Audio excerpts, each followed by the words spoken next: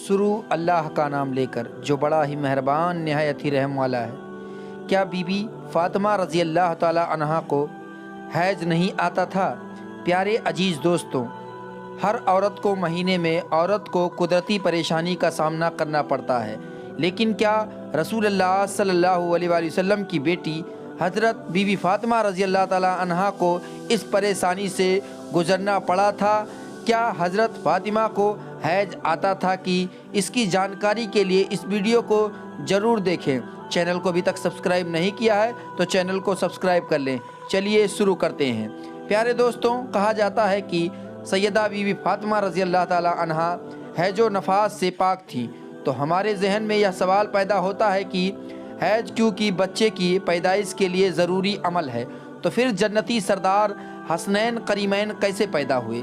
نبی کریم صلی اللہ علیہ وسلم کے لخت جگر حضرت مولا علی کی زوجہ اور حسنین کریمین کی والدہ محترمہ کی فضیلت قرآن پاک میں بے شمار جگہ پر بیان ہوئی ہے، اور ان کی شان میں بہت سی مستند اور صحیح احادیث موجود ہے جن سے کوئی بھی انسان انکار نہیں کر سکتا۔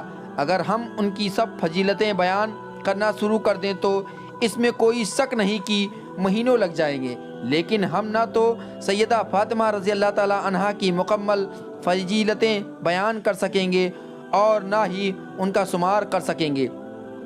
پیارے دوستوں، آج ہم امام الانبیاء حضرت محمد مصطفیٰ صلی اللہ علیہ وآلہ وسلم کی پیاری اور لاڈلی بیٹی کی ایک ایسی فضیلت کی بات کریں گے کہ جو فضیلت صرف انہی سے منسوب ہے۔ یہ ایک ایسی فضیلت ہے کہ پوری کائنات میں صرف یہ فضیلت ایک ہی عورت کو حاصل ہوئی۔ ویسے تو سارے اہل بیت کی پاکی اور طہارت کے متعلق بے شمار حدیث مبارکہ ہے، لیکن حضرت فاطمہ رضی اللہ تعالی عنہا ایسی پاک باز عورت تھی کہ اللہ تعالیٰ نے ان سے حیض و نفاس کو بھی دور رکھا۔ سبحان اللہ۔ مسلم شریف کی حدیث ہے جس کو امام احمد بن حنبل اور امام نسائی نے بھی نقل کیا ہے۔ پیارے دوستوں، روایت کچھ اس طرح ہے کہ حضرت شافیہ بنت سیبہ روایت کرتی ہیں کہ نبی کریم صلی اللہ علیہ وآلہ وسلم صبح کے وقت باہر تشریف لائے۔ آپ صلی اللہ علیہ وآلہ وسلم نے ایک چادر اوڑھ رکھی تھی جس پر سیاہ اون کے قجاموں کے نقشے بنے ہوئے تھے۔ سبحان اللہ۔ حضرت امام حسن علیہ السلام آئے تو آپ نے انہیں اس چادر میں داخل کر لیا۔ پھر حضرت امام حسین علیہ السلام آئے اور ان کے ہمراہ چادر میں داخل ہو گئے۔ پھر سیدہ فاطمہ سلام اللہ علیہ آئیں اور آپ صلی اللہ علیہ وآلہ وسلم نے ان کو اس چادر میں داخل کر لیا۔ پھر حضرت مولا علی شیر خدا رضی اللہ تعالی عنہ آئے تو آپ نے انہیں بھی چادر میں لے لیا۔ پھر آپ حضور پاک صلی اللہ علیہ وآلہ وسلم نے قرآن پاک کی یہ آیت مبارک پڑھی: اے اہل بیت، اللہ تو یہی چاہتا ہے کہ تم سے آلودگی دور کر دے اور تم کو خوب پاک و صاف کر دے۔ آپ کا نام فاطمہ لقب زہرا اور بطول ہے۔ سیدہ فاطمہ رضی اللہ تعالی عنہا نے اپنا بچپن بہت ہی معصوم اور پاکیزہ گزارا۔ پیارے عزیز دوستوں، حضرت بی بی فاطمہ رضی اللہ تعالی عنہا نے اپنے بابا حضرت محمد مصطفیٰ صلی اللہ علیہ وآلہ وسلم اور اپنی ماں حضرت خدیجہ رضی اللہ تعالی عنہا کی آگوش محبت میں بہترین تربیت حاصل کی۔ سیدہ فاطمہ رضی اللہ تعالی عنہا ہر وقت اللہ تعالیٰ کی عبادت میں مشغول رہتی تھی۔ آپ دوسری عام لڑکیوں کی طرح کھیل کود میں وقت ضائع نہیں کرتی تھیں۔ آپ کو لوگ عابدہ، جاہدہ اور طاہرہ کے نام سے جانتے تھے۔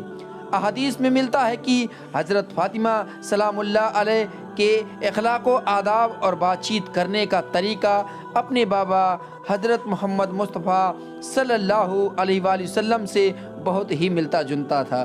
سبحان اللہ۔ آپ کے الفاظ بہت ہی نرم ہوتے تھے، ہر سننے والے پر گہرے تاثرات چھوڑتے تھے۔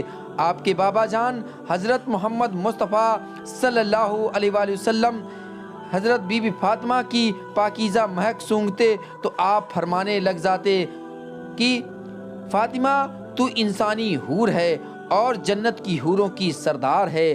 آپ کو بے شمار لقب ملے ہوئے تھے: امت السادات، مخدومہ کائنات، دختار مصطفیٰ بنو اے مرتجا سردار خواتین حضرت سیدہ طیبہ طاہرہ فاطمہ تزرا کو بطول زایا رازیہ مرضیہ عابدہ جاہدہ محدثہ مبارکہ جاکیہ سید النساء خیر النساء اور خاتون جنت۔ نبی کریم صلی اللہ علیہ وآلہ وسلم فرماتے ہیں کہ فاطمہ میرے جسم کا حصہ ہے۔ حدیث پاک میں ہے کہ حضرت بی بی فاطمہ رضی اللہ تعالیٰ عنہا دونوں جہانوں کی عورتوں کی سردار ہیں۔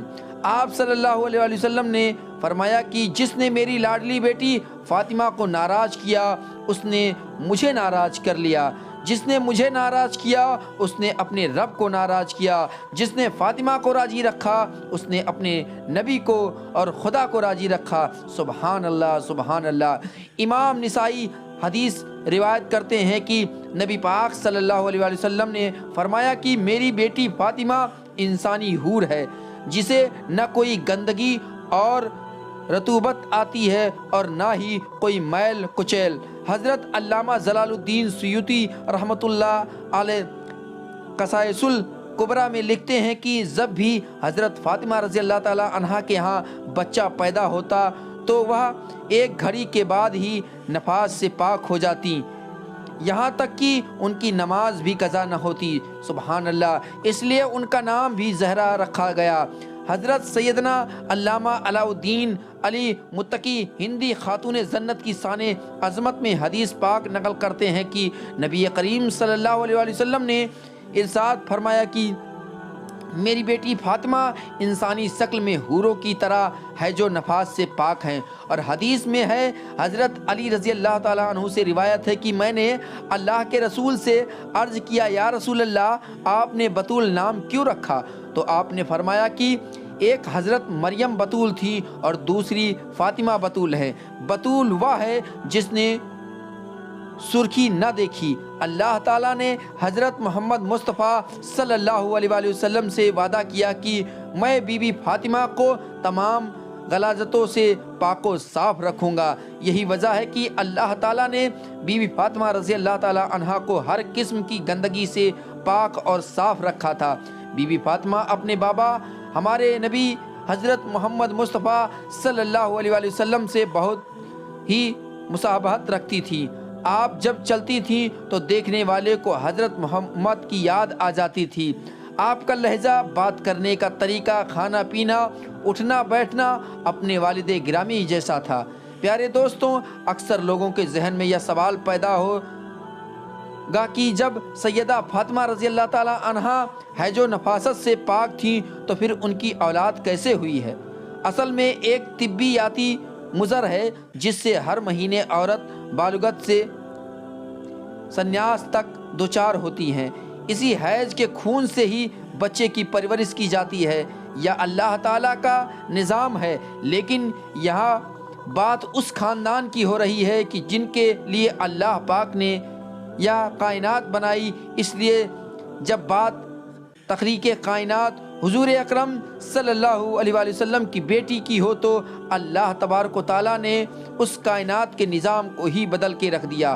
سبحان اللہ، جیسے اللہ نے بغیر ماں باپ کے حضرت آدم علیہ السلام اور حضرت اما حوا علیہ السلام کو پیدا کیا، جیسے حضرت عیسیٰ علیہ السلام کو اللہ نے بغیر باپ کے پیدا کیا، جیسے سیدنا حضرت اسماعیل علیہ السلام کی جگہ پر بغیر ماں باپ کے دمبا پیدا ہوا، جیسے اللہ پاک نے دو پہاڑوں کے درمیان ایک اونٹنی کو حضرت صالح کے لیے پیدا کیا، اسی طرح اللہ پاک نے اپنے آخری اور لاڈلے نبی کو یہ فضیلت دی کہ ان کی بیٹی کو ہر طرح کی گندگی سے پاک رکھیں اور بغیر حیض و نفاس کے حسن حسین کریمین کو پیدا فرمایا۔ سبحان اللہ، اللہ پاک ہمیں نیک کام کرنے کی توفیق عطا فرمائے اور ہمارے ماں باپ کی عمر میں برکت عطا فرمائے۔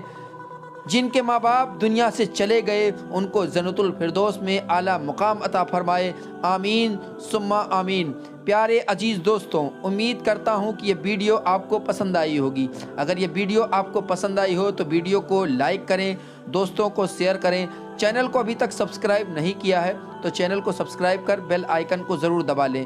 اپنا خیال رکھیے گا، ملیں گے اگلے ویڈیو میں، تب تک کے لیے خدا حافظ۔